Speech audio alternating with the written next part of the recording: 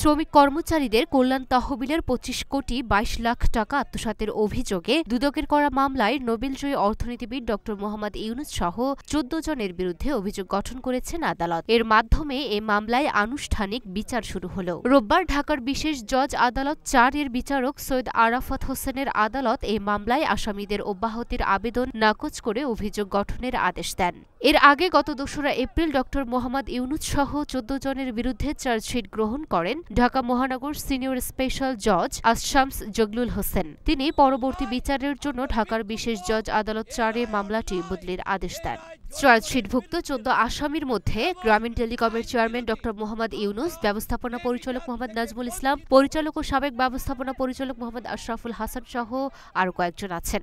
গত বছরের ৩০ মে গ্রামীণ টেলিকমের শ্রমিক কর্মচারীদের কল্যাণ তহবিলের ২৫ কোটি ২২ লাখ ৬ হাজার ৭৮০ টাকা আত্মসাতের অভিযোগে নোবেলজয়ী ড মোহাম্মদ ইউনুস সহ ১৩ জনের বিরুদ্ধে মামলা দায়ের করেন দুদক। সংস্থার উপপরিচালক গুলশান আনোয়ার প্রধান বাদী হয়ে মামলাটি দায়ের করেন।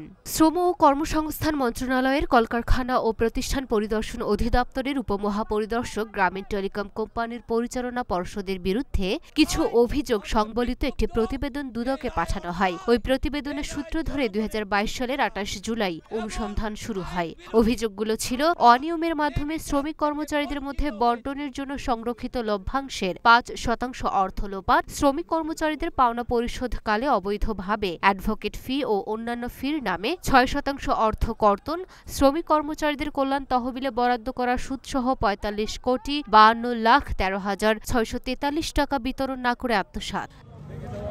Luna Afroz Nipa, Dhaka post.